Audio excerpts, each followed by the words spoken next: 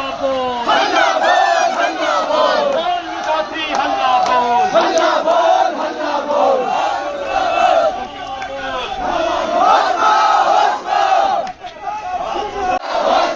नौकरी के लुटेरों की सीबीआई जांच करनी होगी, करनी होगी, करनी होगी। यूकेएसएससी के भ्रष्टाचारियों की सीबीआई जांच करनी होगी, करनी होगी, करनी होगी। विधानसभा के भ्रष्टाचारियों की सीबीआई जांच करनी होगी, करनी होगी, करनी होगी।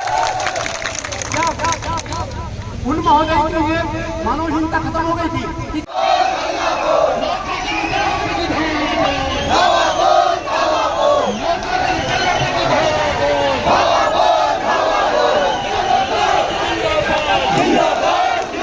हल्ला बोल, हल्ला बोल, हल्ला बोल, बोल रसाती हल्ला बोल, हल्ला बोल, हल्ला बोल, नौकरी के लुटेरों पे तू धावा बोल, धावा बोल, धावा बोल, नौकरी के लुटेरों पे तू धावा बोल, धावा बोल, धावा बोल, नौकरियों की लूट की सीबीआई जांच करनी होगी, करनी होगी, करनी होगी, नौकरियों की लूट की सीबीआई जांच करनी होगी, करनी होगी, करनी होगी। इनकलाब जिंदाबाद, जिंदाबाद, जिंदाबाद, इनकलाब जिंदाबाद, जिंदाबाद, जिंदाबाद। हकम सिंह मुर्दाबाद, मुर्दाबाद, मुर्दाबाद। हकम सिंह मुर्दाबाद, मुर्दाबाद, मुर्दाबाद।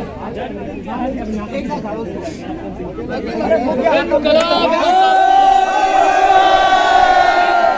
जिंदाबाद, जिंदाबाद, जिंदाबाद। उत्तराखंड सरकार होश में आओ, होश में आओ, होश में आओ, उत्तराखंड सरकार होश में आओ, होश में आओ, होश में आओ। नौकरियों की लूट की सीबीआई जांच करो, जांच करो, जांच करो। नौकरियों की लूट की सीबीआई जांच करनी होगी, करनी होगी, करनी होगी, नौकरियों की लूट की सीबीआई जांच करनी होगी, करनी होगी, करनी होगी। उत्तराखंड सरकार होश में आओ, होश में आओ, होश में आओ, उत्तराखंड सरकार होश में आओ, होश में आओ, होश में आओ। नौकरियों के लुटेरों का संरक्षण करना बंद करो, बंद करो, बंद करो, नौकरियों के लुटेरों के राजनीतिक आकाओं का संरक्षण बंद करो, बंद करो, बंद करो।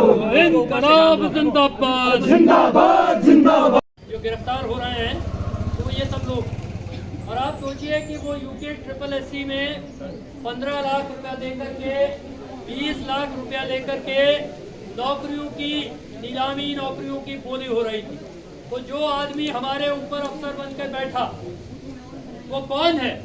वो है जो कुर्सी की बोली लगा करके आया है, जो पद की कीमत चुका करके आया है, और इसलिए जब वो कुर्सी पर बैठेगा तो पहला काम करेगा कि 15-20 लाख रुपया वसूल करेगा, इसके अलावा कुछ नहीं करेगा। तो ऐसे लोगों को हमारे ऊपर बिठा दिया गया, और यूके का चेयरमैन एक ऐसे आदमी को बनाया गया। एस राजू यूके के चेयरमैन थे, और ये वो आदमी है जिसके बारे में भारत के सुप्रीम कोर्ट ने कहा।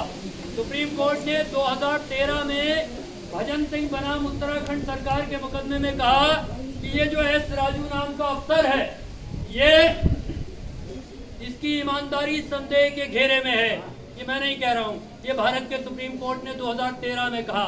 भारत के सुप्रीम कोर्ट ने कहा कि इसकी उत्तराखंड सरकार को एस राजू की जांच करनी चाहिए, और भारत सरकार ने, उत्तराखंड सरकार ने एस राजू की जांच नहीं की, बल्कि एक नियुक्ति में उसने घोटाला किया, उनको एक नियुक्ति में घपले करने का अनुभव था, इसलिए यूके का चेयरमैन बना दिया।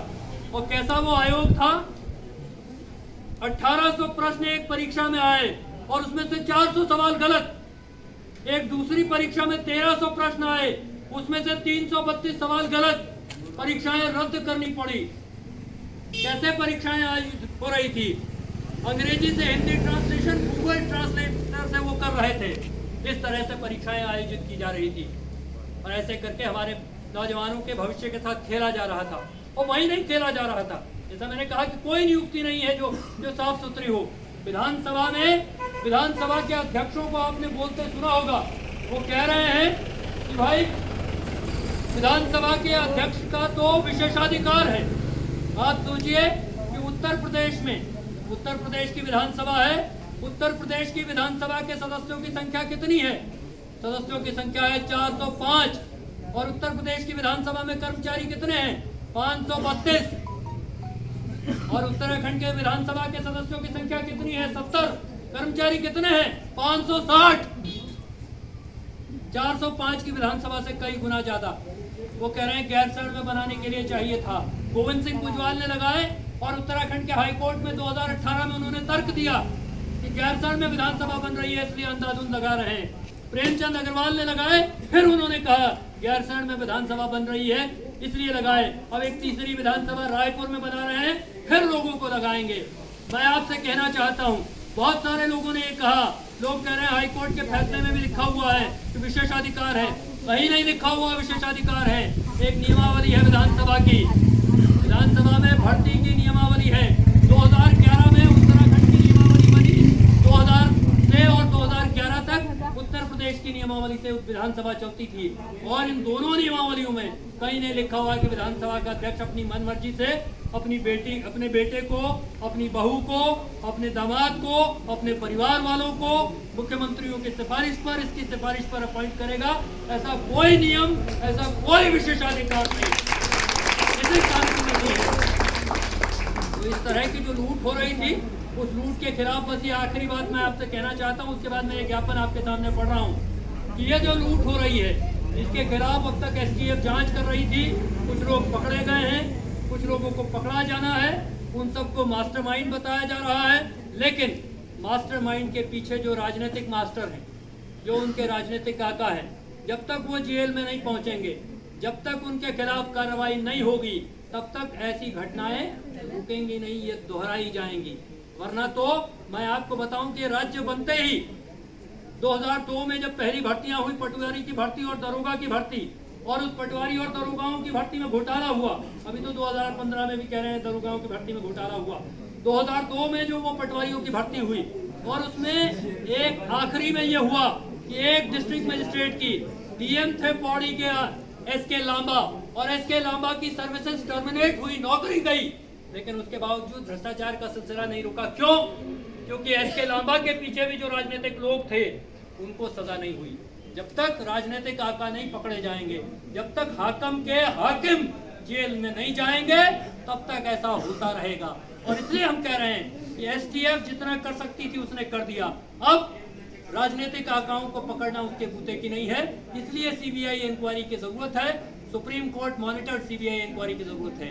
तो और उसमें आप जो सारे लोग हैं, आप जैसे नौजवान लोग हैं जो प्रदेश में सड़क पर उतरे हैं, अगर आप सड़क पर सचेत होकर के नहीं खड़े रहेंगे, सवाल नेता होने का और नेता नहीं होने का नहीं है, सवाल है कि हम अपने अधिकार के लिए सड़क पर खड़े होंगे कि नहीं खड़े होंगे। अभी इस राज्य में लड़कियों का रिजर्वेशन खत्म हो गया।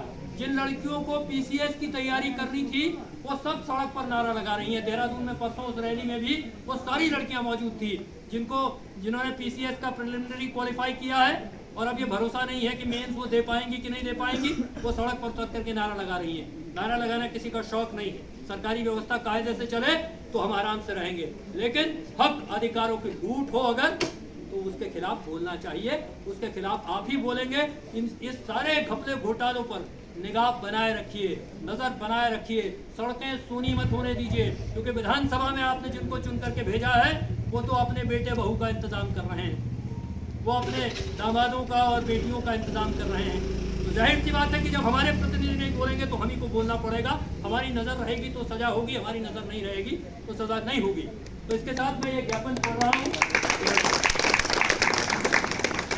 श्रीमान मुख्यमंत्री महोदय, उत्तराखंड शासन देहरादून द्वारा श्रीमान उपजिलाधिकारी कर्णप्रयाग महोदय, इस समय पूरा उत्तराखंड यूके SSSC विधानसभा से लेकर तमाम भर्तियों में हुई धांधलियों को लेकर उद्वेलित है।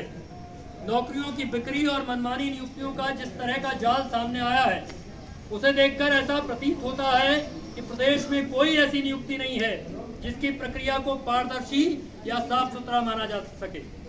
महोदय, यूके SSSC एवं अन्य भर्तियों में हुई धांधलियों में हुई शुरुआती जांच एसटीएफ द्वारा की गई, लेकिन जिस व्यापक पैमाने पर धांधलियों की बात सामने आ रही है, ऐसे में तमाम युवा ये महसूस करते हैं कि सभी नियुक्तियों की ऐसी एजेंसी से जांच होना आवश्यक है जो राज्य सरकार के नियंत्रण से मुक्त हो। इसलिए हमारी ये मांग है कि सभी नियुक्तियों की जांच उच्चतम न्यायालय के न्यायाधीश की निगरानी में सीबीआई से करवाई जाए। ऐसी जांच इसलिए भी आवश्यक है क्योंकि अब तक ये स्पष्ट नहीं है कि जिन्हें मास्टरमाइंड कहा जा रहा है वे सब नौकरियों का सौदा किसके राजनीतिक संरक्षण में कर पाए। बिना राजनीतिक संरक्षण के इतने बड़े पैमाने पर किसी के लिए भी नियुक्तियों में धांधली करना संभव नहीं है और राजनीतिक संरक्षक अभी भी शिकंजे से बाहर हैं। राज्य की पुलिस के लिए उन पर हाथ डालना मुश्किल है। इसलिए उच्चतम न्यायालय की निगरानी में सीबीआई जांच आवश्यक है।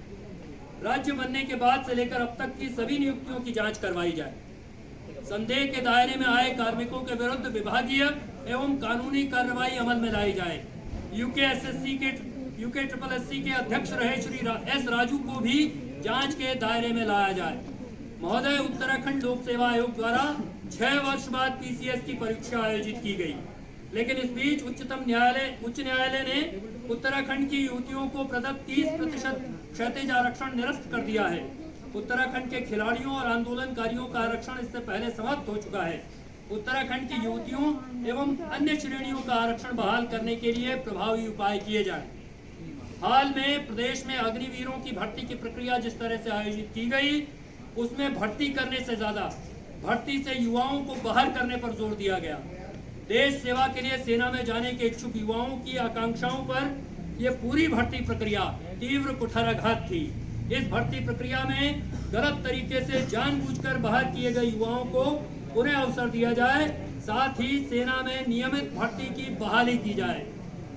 उत्तराखंड के राजकीय महाविद्यालयों में असिस्टेंट प्रोफेसरों की भर्ती एपीआई स्कोर के बजाय प्रतियोगी परीक्षा से की जाए, साथ ही यूसेट की परीक्षा भी तत्काल करवाई जाए।